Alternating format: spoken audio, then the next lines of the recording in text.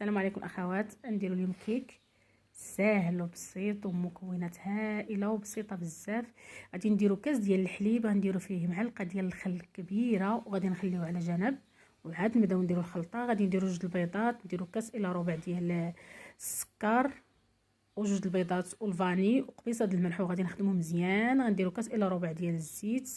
من بعد غادي نخويو داك الخليط اللي درنا ديال الحليب، وغادي نديرو مبشور الحامض، نديرو 3 ديال المعالق ديال الحامض، وغنديرو 2 كيسان ديال الدقيق وجوج ديال الخمارات ديال الحلوى.